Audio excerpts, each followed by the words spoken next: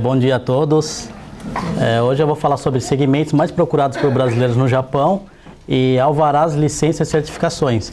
Eu quero entrar mais na prática mesmo, né? Eu já trabalho com isso aqui no Japão, ajudando os brasileiros a abrir empresa, a parte burocrática. A Vanessa falou muito sobre como vocês têm que preencher documentação, como levar na Receita Federal. Só que o que acaba acontecendo assim, o brasileiro tem muito aquela... é mais agressivo de fazer negócio do que muitos japoneses. Então tem muitos que não se planejam e acaba a começar a fazer um negócio, começar a trabalhar, e aí quando ele vê o problema lá na frente, é aí que ele corre atrás me procurando, né? Então às vezes a pessoa não abre a empresa, às vezes deixa de fazer a declaração no final do ano. Então eu gostaria de entrar um pouco nessa parte, tá? O que é hoje os brasileiros, o segmento mais procurado pelos brasileiros, né? Aqui no Japão. Olhando essa imagem, a gente sabe que há 20 anos atrás, né, como nós vivemos como os Dekaseg, né, a gente vem com o objetivo de trabalhar numa fábrica, juntar o dinheiro e retornar para o Brasil, que era esse o nosso objetivo. Só que, passando ainda mais de 20 anos, eu vejo muitos brasileiros ainda que vêm para o Japão, tem ainda o pensamento, vou trabalhar numa fábrica, juntar dinheiro, um dia vou voltar para o Brasil. E aí fica naquela coisa, assim, fica metade do tempo, ou às vezes fica fazendo um arubaito, ou às vezes tentando fazer um negócio e nunca começa, né? Então, é igual a Vanessa mesmo falou agora há pouco, se você não abrir a sua empresa, quiser fazer da maneira incorreta, não tem problema, você pode estar trabalhando, você não é obrigatório você dar entrada na abertura de empresa. Só que vai chegar uma hora que você tem a sua receita da empresa, que você trabalha, por exemplo, como empregado. Aí você tem um negócio que começou e ele está indo bem. E aí chega uma hora que você fala assim, caramba, meu negócio está indo tão bem e eu tenho a receita, mas aí eu nunca declarei, já faz 2 anos, 3 anos, 4 anos, e isso que acaba acontecendo é o contrário do Brasil. Às vezes, o primeiro ano que você não declara, a Receita ela já vem te procurar. Aqui no Japão não, ela vem depois de 3, 4 anos, né? E aí sim, ela vem buscando todo esse retroativo. Então esse é o maior cuidado que temos que ter quando se a gente decidir realmente, né, viver no Japão, não, hoje eu estou comprando minha casa, eu quero agora não ser mais Dekaseg, eu quero ser imigrante, eu quero ter meu próprio negócio, então começar desde do zero, fazer as coisas certas, né?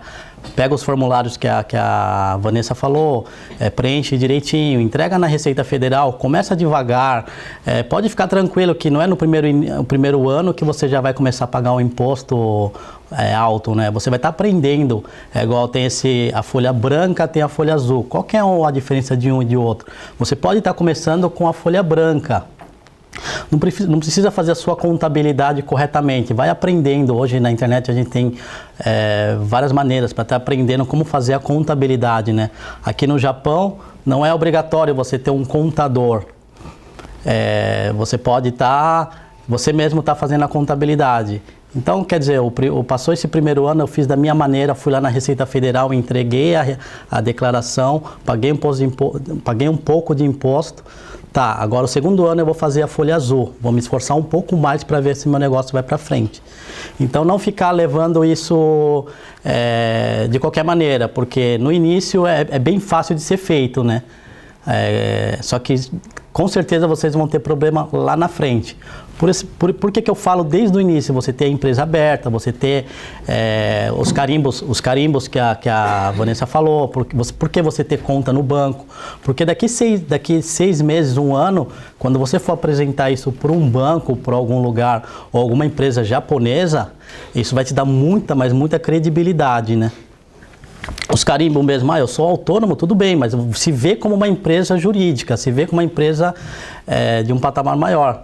Aí você cria todos os carimbos que tem que ser criado, faz um portfólio da sua empresa em japonês e aí apresentar para as empresas japonesas, né? Eu acredito que a probabilidade hoje para o estrangeiro que está aqui é enorme. Hoje as portas estão abertas para quem quiser trabalhar. O mercado está aberto, né? Então a gente sair desse ciclo, né, de Dekaseg e pensar mais assim, se realmente não, eu vou para o Brasil agora que acredito que vai melhorar, né? Não, vou para o Brasil, quero morar lá, então eu vou para o Brasil, vou fazer meu negócio lá. Agora, se ficar aqui, não, eu quero comprar minha casa, quero ter um negócio próprio, não quero mais depender de uma fábrica, se dedica ao máximo possível, porque aqui isso é possível, né? Eu quero entrar nesse ponto do serviço terceirizado, né, que o nosso amigo perguntou ali para a Vanessa, né, sobre como que eu faço para mim ter funcionários, né? No início vocês não precisam se preocupar com isso. O que está acontecendo hoje no Japão? Muitas empresas japonesas grandes, por exemplo, até a Toyota mesmo, eles sempre contrataram empresas menores para fazer o serviço. E isso está acontecendo também em outras áreas, né? Por exemplo, eu tenho um cliente que é ar-condicionado, trabalha com reciclagem. Então, o que eles fazem? Eles conseguem serviço de empresas japonesas. Eles pegam esse serviço, a empresa, por exemplo, a Toyota passa um serviço para uma empresa menor. Essa empresa menor, ela passa para uma abaixo. E essa abaixo passa para outro brasileiro. Então, não tem problema em ser Kodin, né, autônomo. Às vezes a empresa jurídica passa para uma outra empresa menor jurídica. Essa outra empresa jurídica menor passa para a terceira empresa e depois vem você, autônomo. E aí devagar você vai pegando o serviço e você vai aprendendo todo o processo. Voltando um pouco aqui. Mesmo o brasileiro hoje, pegando o serviço, por exemplo, de reciclagem, Kaitai, né, que seria de reforma também, entulhos. Às vezes um brasileiro pega um serviço de uma empresa grande e ele não dá conta sozinho. O que ele faz? Ele também terceiriza esse serviço, né? Ele não pega como funcionário, ele pega outros brasileiros que estão fazendo a mesma coisa e também são codins também. Ele só paga o que tem que ser pago para eles, pega um recibo, né, que a Vanessa explicou para vocês. Eu vou pagar hoje o dia, deu um exemplo, 50 mil, paguei 50 mil, o autônomo me deu um recibo de 50 mil, pronto, acabou meu vínculo não como funcionário, mas apenas um serviço terceirizado, tá?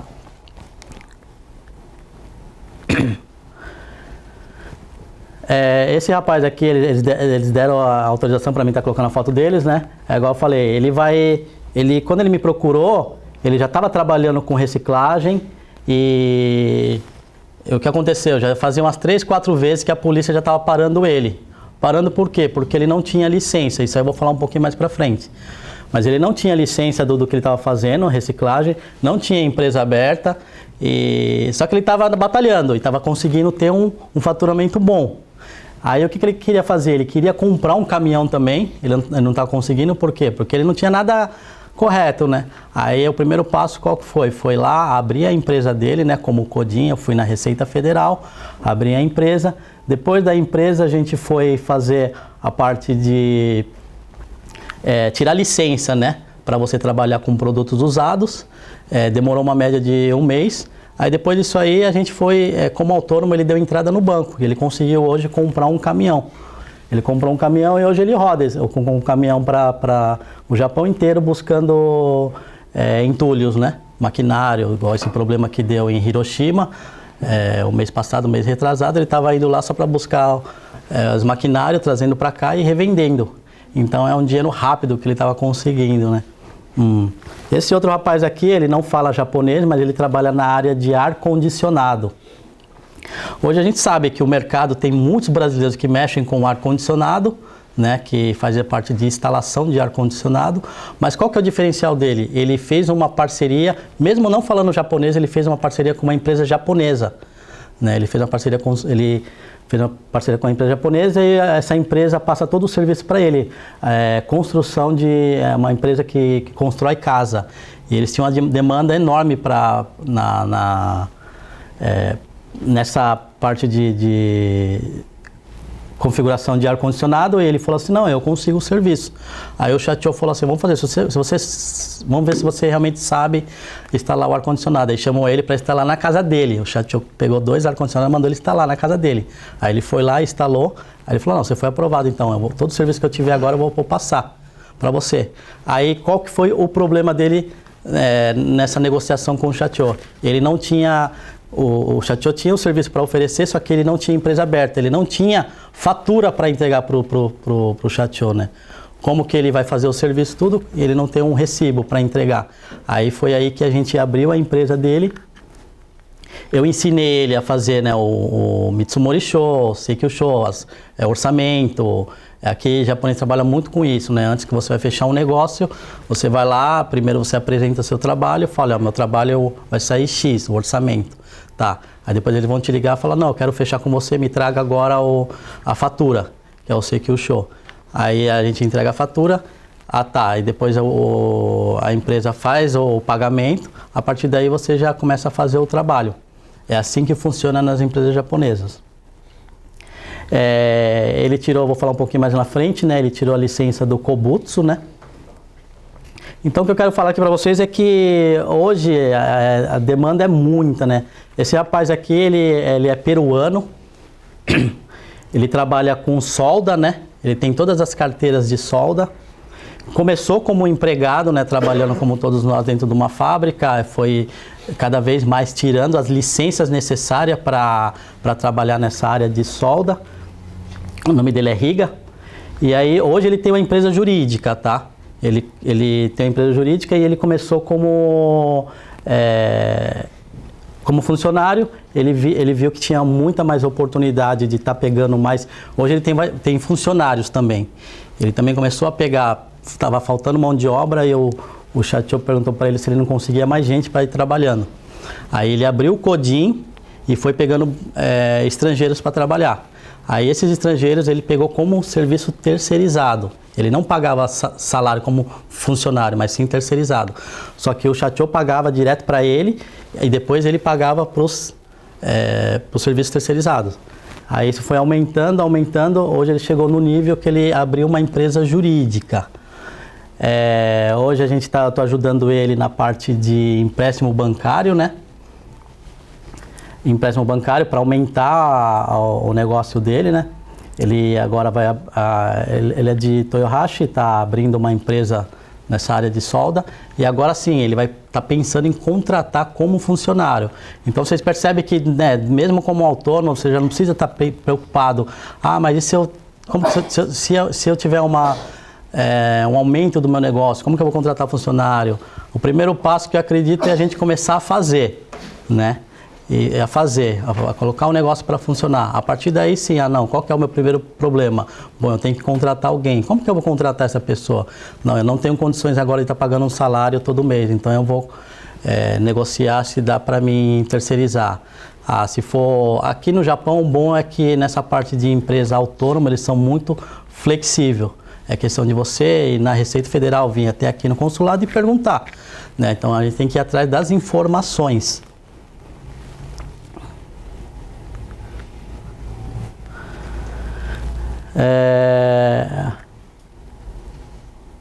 Eu falei sobre solda, ar-condicionado. Outra área que está crescendo muito é a Shiba, né? Tem alguém aqui que trabalha com a Shiba?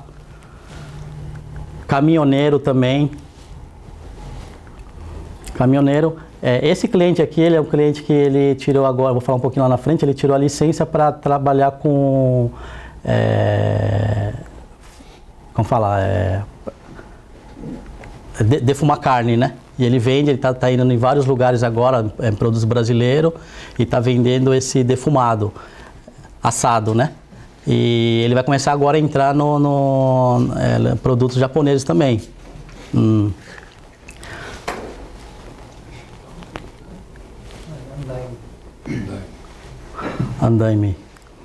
Andaime, como é um serviço perigoso também, né? É claro, os brasileiros têm que tomar muito cuidado. Questões de... Não é porque você é autônomo que você não tem que se preocupar com a própria saúde ou com a pessoa que você está, às vezes... eu não estou empregando, é uma pessoa que eu estou terceirizando, então não se preocupar com acidentes. Que isso também é algo que a gente tem que se preocupar na frente. Tá colocando em seguro, buscando toda a segurança para que não tenha problema, né?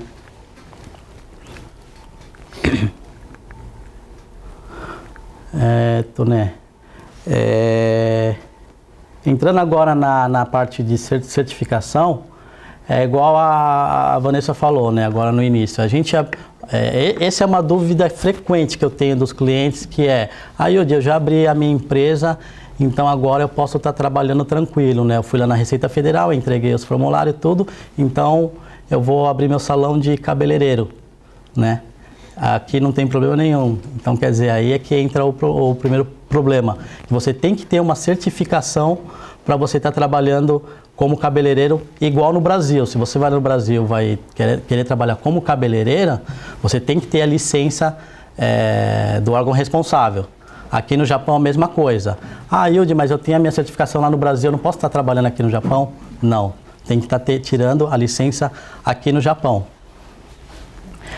Outra coisa importante é que se você eu já tive clientes assim que pegou um local, salão de cabeleireiro, entrou em contato com a vigilância sanitária, a vigilância sanitária foi até o local, tirou o alvará para a pessoa estar trabalhando, mas ela só tem a licença para trabalhar no local, ela não tem a licença para estar cortando o cabelo, então é diferente. Então você tem que ter a licença também de cabeleireiro, tá? Esse é um dos cuidados que os brasileiros têm que ter. Outra coisa que eu vejo assim, que eu vejo muito nas revistas, as pessoas colocam um anúncio falando assim, você não quer fazer um curso de cabeleireiro? E às vezes as pessoas me ligam, falam, mas esse curso ele é válido aqui no Japão? Tem que tomar o máximo de cuidado com isso. Às vezes você paga por um curso de cabeleireiro que às vezes não é válido no Japão. Você pensando que, né, eu fiz um curso com a empresa tal, eles me deram o certificado, foi registrado às vezes num cartório tal, mas ele, às vezes, se você não passar pelo processo no Japão, ele não é válido, ok? Então lembrando que a abertura da empresa é a abertura da empresa, né, do lado esquerdo, e o certificado e registro são outros. Esse aqui entraria no alvará, né?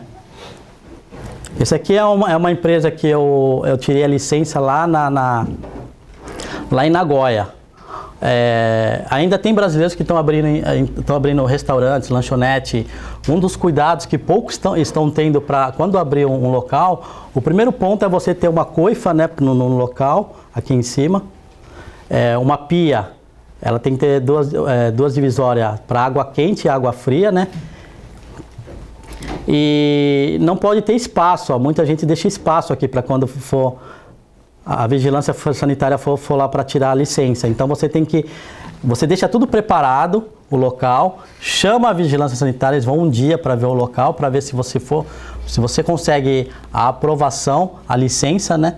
A partir daí você tirou essa licença do Hokenjo, que é chamado aqui no Japão, aí depois você passa pelo um processo de fazer um curso para ver se você consegue essa aprovação ou não. Uma vez que eles forem lá, igual eu falei assim, você tendo esses 3 pontos principais, que são a água fria, a água quente, a coifa, e um local próprio mesmo adequado para isso, não tem problema. Uma das coisas que eu já peguei aqui é pessoas querem montar algo alimentício dentro da própria casa, né? Então isso aí tem que tomar cuidado que não, dependendo do local, não consegue, tá? Dentro da própria casa.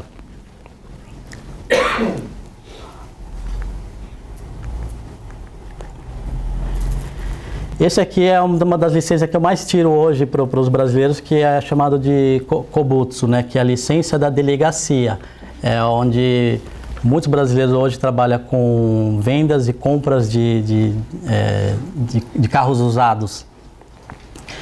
Tudo que você for mexer, independente se for só carros, tudo que você for mexer com produtos usados, você tem que tirar essa licença na delegacia, ok? Essa licença aqui, ela demora uma média de 1 mês para você tirar. É feita uma entrevista, né, lá na delegacia. Você não pode ter nenhum antecedentes criminais aqui no Japão.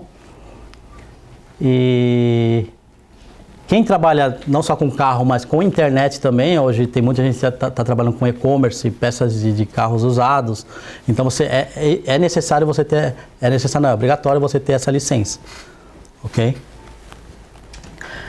Do lado esquerdo fica essa carteirinha que você tem que estar sempre andando com ela, e do meu lado direito aqui, essa plaquinha você tem que estar colocando no local do seu estabelecimento. Se for dentro da sua casa também não tem problema, mas tem que colocar, por exemplo, se eu trabalho dentro do meu quarto, tem que colocar dentro do quarto, tem um escritório dentro da sua casa, lá você tem que colocar. Uma vez por ano a polícia ela entra em contato com você para saber se você está fazendo isso, se você tem a plaquinha, está seguindo todas as regras que eles passam para você. Outra coisa, eles vão te dar uma lista de todos os produtos que vocês comprarem pela internet, produtos usados, tanto a compra como a venda, isso aí também tem que estar dentro de um livro registrado, tá?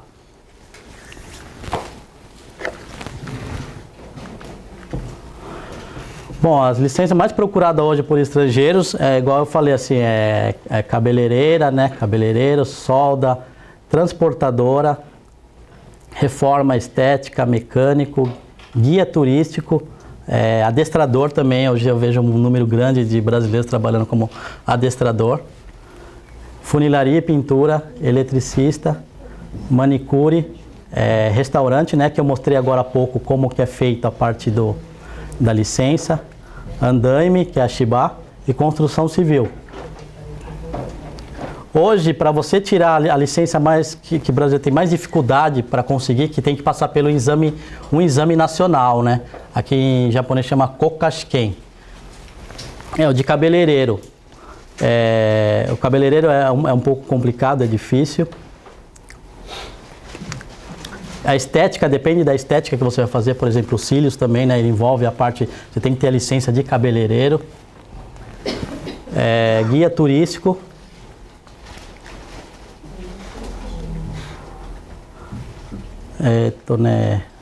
Acredito que seja só essa parte. Eu tenho 4 clientes hoje que trabalham como transportadora. O que está acontecendo hoje com as empresas que trabalham como transportadora, brasileiros? Brasileiros começaram a pegar serviço de japonês para fazer apenas trabalhar como caminhoneiro, como autônomo, tá? E aí o brasileiro começou a se destacar dentro da empresa, aí o Chateau viu que ele estava trabalhando legal, começou a perguntar para ele se ele não tinha... você não conhece outras pessoas para estar me apresentando, para a gente estar colocando na equipe? Aí ele foi apresentando. Aí o Chateau falou assim, olha, você não quer... Você já tem um caminhão, vamos fazer o seguinte, eu faço um leasing com você, eu te dou mais um caminhão para você estar trabalhando. Então, quer dizer, além do caminhão dele, tinha um outro caminhão que é feito um leasing no nome do Chateau, da empresa. Aí ele pegou mais um... além dele ter um funcionário, ele tinha também um caminhão. Aí ele colocou esse outro brasileiro como terceirizado também. E aí ele foi aumentando. Quando ele viu, ele tinha 6, 7 funcionários. E tinha 7 caminhões. E todo mês, isso aí já fazia o quê? Uns 2 anos. Ele não declarava, tá? Ele entrou em contato comigo. A preocupação maior dele não era nessa parte, era a questão da declaração, né? Já estou chegando a 7 funcionários, eu não declarei nem nada. Já está entrando um valor muito alto na minha conta, eu preciso declarar. Então, o primeiro passo foi fazer essa declaração. Eu fiz a declaração com ele. Aí o segundo passo era negociar essa parte dos caminhões. O que o rapaz perguntou agora há pouco para Vanessa sobre contratos, né? No início o brasileiro foi indo de boa fé e foi apenas pegando os funcionários brasileiros, colocando os caminhões no nome da empresa e não fez nenhum contrato.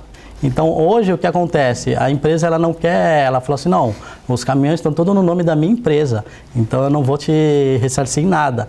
Então quem saiu perdendo nesse tempo, 1, 2 anos, foi o brasileiro, você entendeu? Então é muito importante desde o início, mesmo que você seja autônomo, fazer um contrato, né? O Chateau dá essa oportunidade, a empresa, a transportadora dá essa oportunidade para você estar aumentando a frota do serviço, não tem problema. Olha, se você quer passar um caminhão para mim, mesmo que seja um leasing, tudo bem, vai ser no meu nome, vai ser no nome da empresa, como que vai ser feito? Vamos fazer um contrato e a partir daí você está trabalhando corretamente, para que tudo isso não tenha problema lá na frente, ok? Outra coisa, a parte de transportadora, um dos cuidados que vocês têm que ter O brasileiro começou a trabalhar como autônomo e aí, igual eu falei para vocês, eles trabalham com as placas emprestadas da empresa. O que seria a placa emprestada da empresa? Para você estar trabalhando como transportadora oficial no Japão, você tem que ter uma placa chamada de placa verde. E para tirar essa placa verde tem vários requisitos que não é simples, né? Uma que você tem que ser empresa jurídica, outra você precisa ter 5 caminhões no seu nome, né? Precisa ter um terreno enorme também para estar conseguindo tirar essa placa, precisa ter um valor de 5 milhões na conta. A partir desses requisitos que você dá entrada no órgão responsável para conseguir essa placa verde. Então, como os brasileiros às vezes não conseguem esses requisitos, começa a trabalhar apenas pensando no salário e aí vai alugando as placas, né? Então, a minha preocupação daqui para frente é o seguinte, se acontecer algum acidente, né? Se acontecer algo futuramente, quem que vai arcar? Quem que vai ser responsável por isso? Então, até agora, no meu caso, assim, os clientes que eu estou trabalhando, não aconteceu nada ainda, mas pode acontecer. Então, tomar o máximo de cuidado, né? Os serviços terceirizados que você for fazer desde o início, já fazer mesmo CODIN, fazer os registros, fazer os contratos, ter os carimbos tudo direitinho, para que vocês mesmos lá na frente não tenham problema. Bom, eu falei mais assim o que na prática mesmo, né, o que acontece. Não entrei muito hoje nessa parte burocrática para alertar vocês assim do que é simples. A gente tem empresa aqui no Japão, é simples, mas se às vezes a gente acha que é tão simples que eu vou levando assim mesmo, vou empurrando com a barriga, né? E lá depois de 1 ano, 2 anos, 3 anos é que vem o problema. Então você já começa desde o início organizado, ok? Então, muito obrigado. Acho que é essa. Daí de novo, Vanessa. O pessoal tem algumas perguntas? Alguma?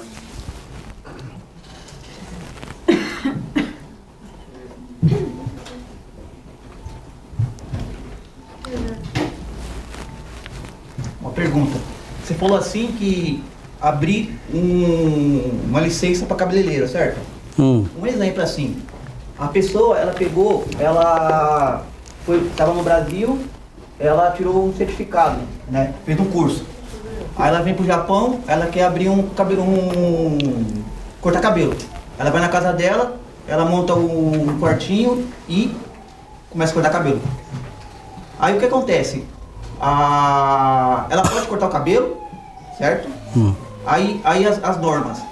Ela, tipo assim, como quer dizer assim, a lei só vai, tipo assim, as multas só vai acontecer só depois que alguém denunciar ou não. Ou tipo assim, se ele estiver postando na internet, aí alguém vê, aí vem as penalidade. Isso. Então, são duas maneiras de acontecer um problema aqui no Japão. Uma é a denúncia, né? A outra é se acontecer algum problema com o cliente. O próprio cliente fala assim, igual, a partir do momento que a pessoa mexe com tesoura, o cabeleireiro tem que ter uma licença especializada para isso. Certo. Então tem um curso aqui no Japão, o Seimongaku, né? Que você tem que fazer de 2 anos.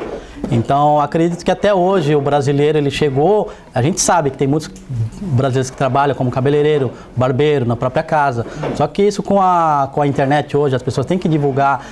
Eu acho que o brasileiro tem que passar de patamar agora. Ou você, né, busca outras pessoas que falem japonês, que possam estar trabalhando com você, ou você mesmo se esforçar em entrar num curso profissionalizante. Mas, assim, na verdade é ilegal. É ilegal, né? Sim.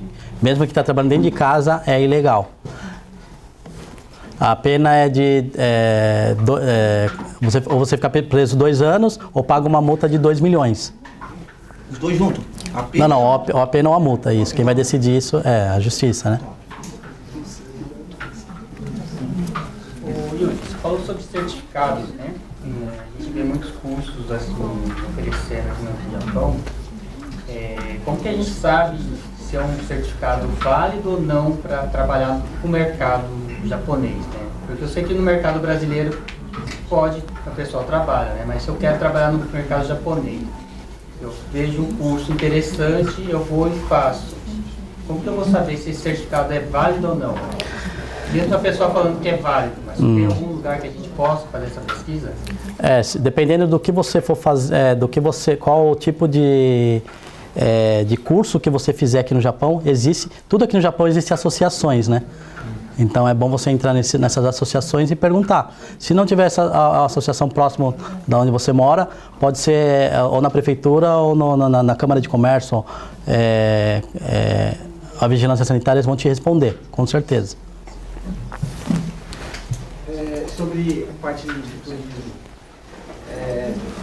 basicamente no Brasil você faz um curso técnico, né, e você pode levar grupos para outros países, inclusive. Eu sei que não são todos que aceitam. Como é que é visto isso aqui no Japão?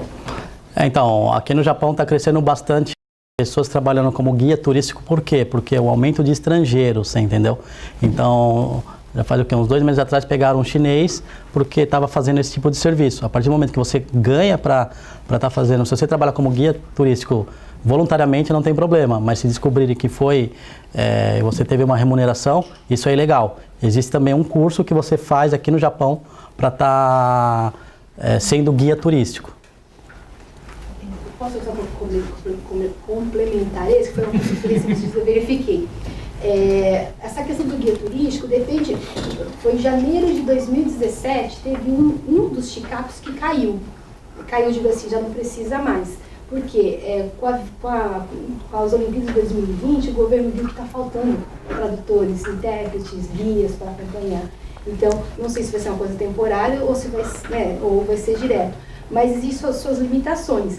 Então, por exemplo, o guia turístico, ele pode, por exemplo, um grupo lá no Brasil vem para cá, ele vai acompanhar essa pessoa, é um guia, ele vai acompanhar. A partir do momento se ele for também fazer o roteiro, ver hotéis, que seria o papel de uma agência de turismo, aí ele não pode. Se ele for fazer o papel da agência de turismo, ele tem que se filiar a uma agência de turismo, para que essa agência de turismo que existe, o Kanri, que é o responsável, que faz toda essa programação, e ele apenas acompanha. Então tem crescido muito das pessoas que já têm a sua programação, se programa lá do Brasil. Só quero que alguém me acompanhe para os lugares, que ele me apresente, os lugares. Aí não tem problema, né? Mas se ele for trabalhar realmente como guia, onde ele vai fazer até a programação, aquela coisa toda, aí ele tem que estar afiliado, associado, interligado, sei lá, alguma coisa. A mesma coisa que aconteceu com o Helper, né? Na época eles precisavam tanto e aí começou a abrir mais oportunidade para os estrangeiros. Acredito que vai ter muitos, né? Essa palavra Kokashiken, né? Que é o exame nacional, realmente não é fácil, até para japonês mesmo, mas eles sabem hoje como os estrangeiros estão correndo atrás para se profissionalizar, né? Então acredito que daqui para frente vai abrir muitas oportunidades. Sim, essa parte de guia turístico eu insisto falar, porque é uma coisa que nós brasileiros que estamos aqui, que falam 2, 3, 4 línguas, principalmente a meninada que cresceu aqui, tem uma oportunidade incrível de fazer isso.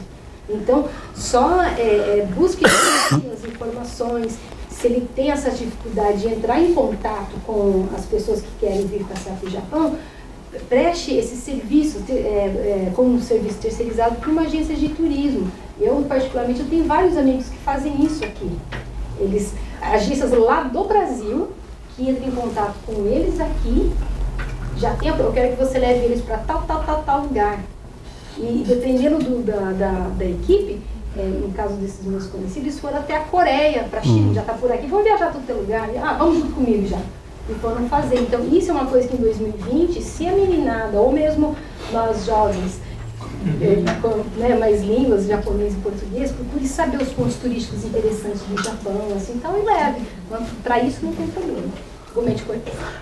Hoje eu acredito que os jovens, principalmente brasileiros que falam, igual a Vanessa falou, 2, 3, 4 idiomas, tem a possibilidade de estar fazendo, às vezes, esse serviço que muitos japoneses não querem fazer, né?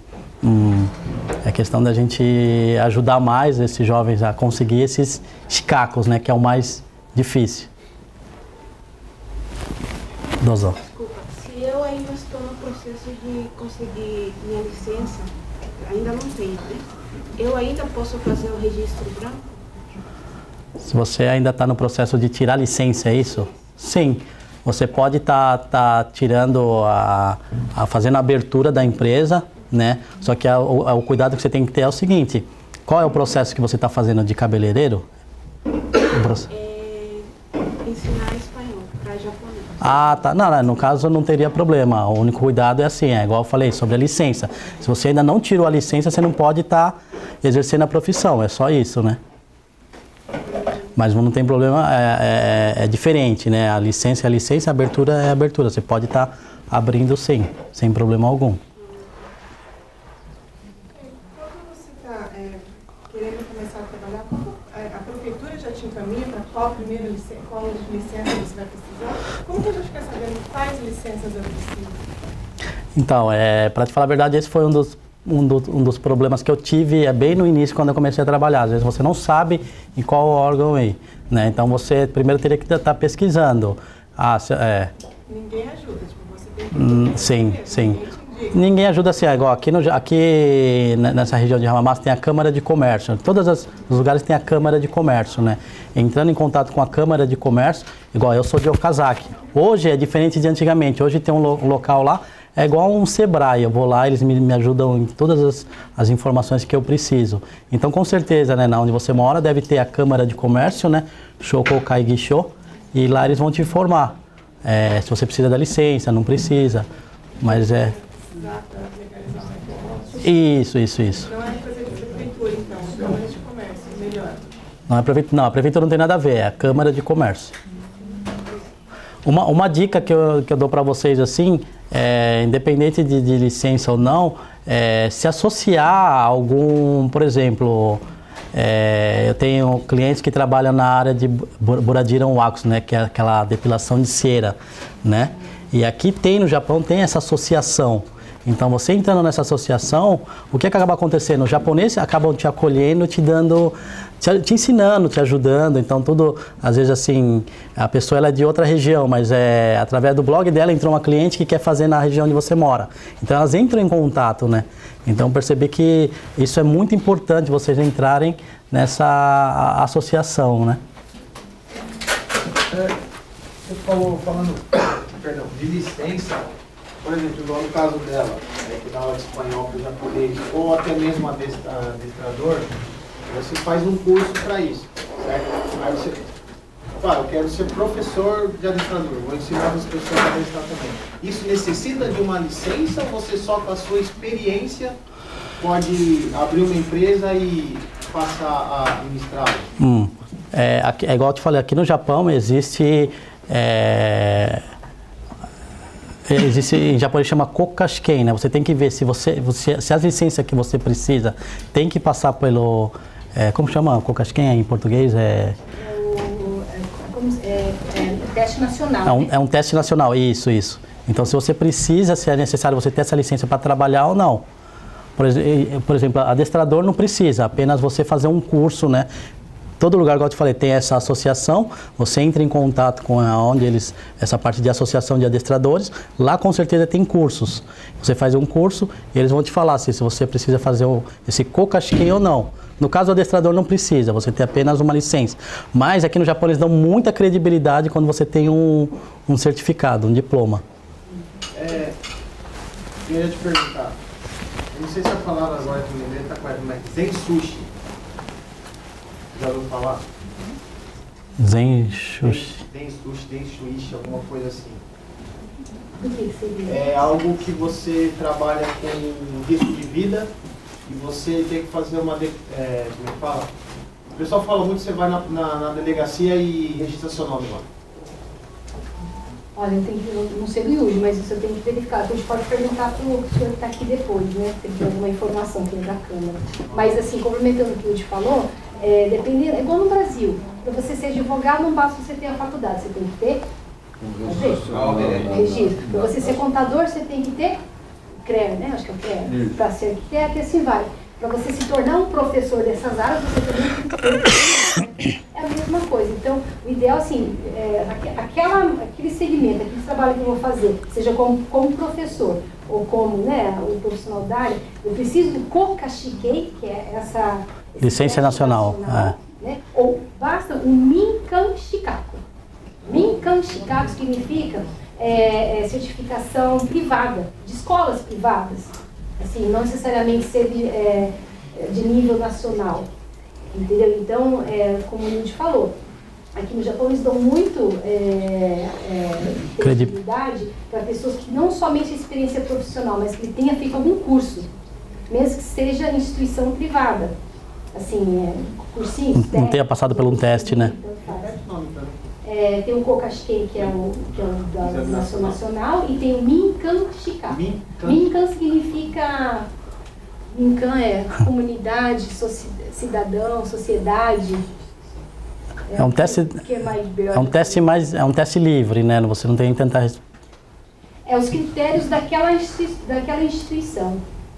Então, você tem que verificar. Esse que você está falando, a questão de vida aí, tem sim. Eu só me esqueci aonde que você tem que ver isso. Que tem um amigo meu que é instrutor de trekking.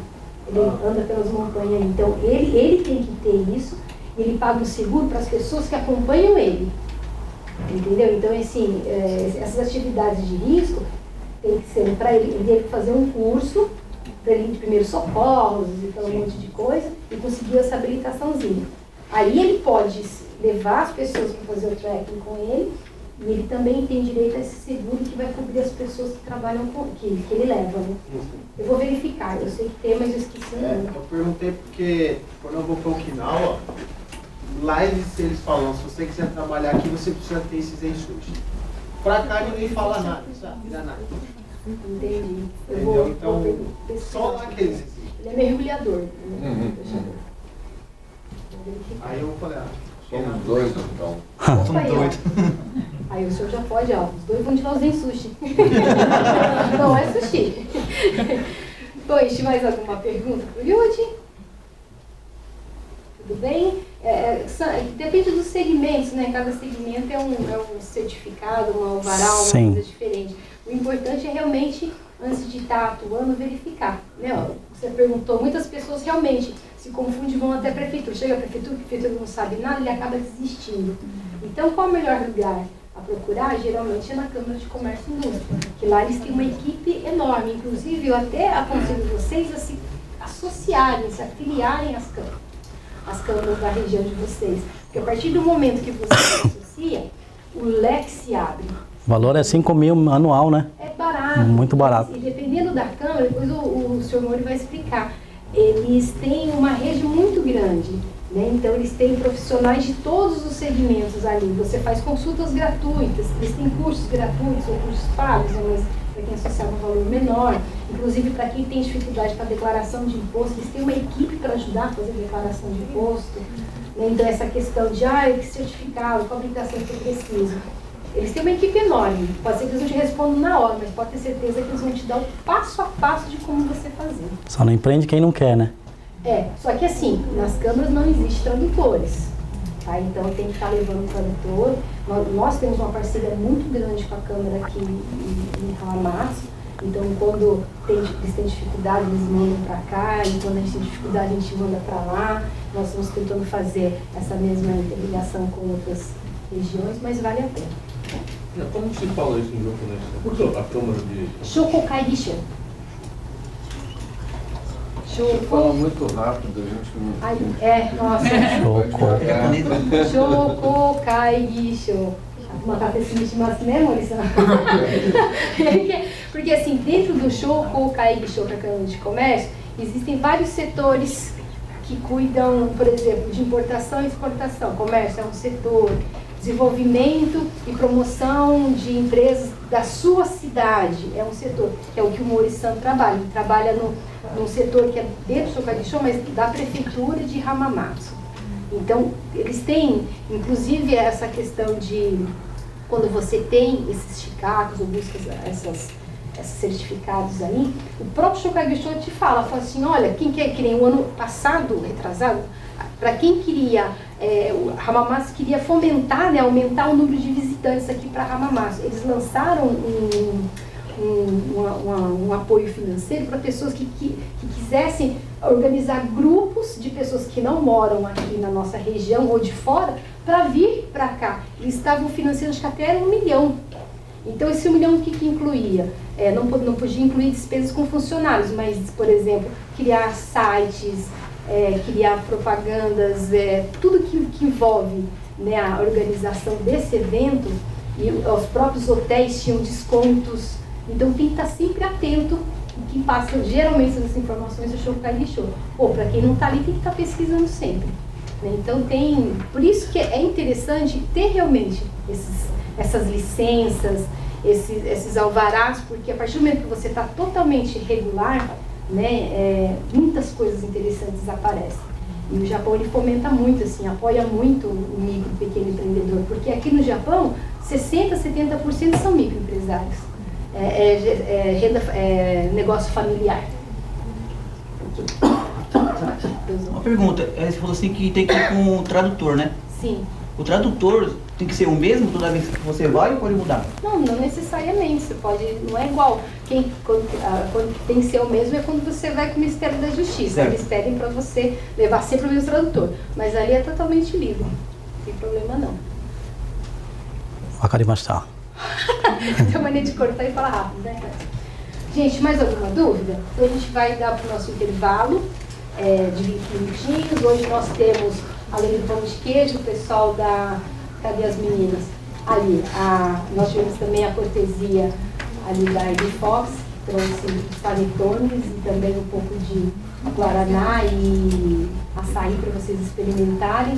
Né? Então, para dar aquela energia, o açaí, por favor, gente, fica à vontade, 20 minutinhos de intervalo. Ai, que coisa legal,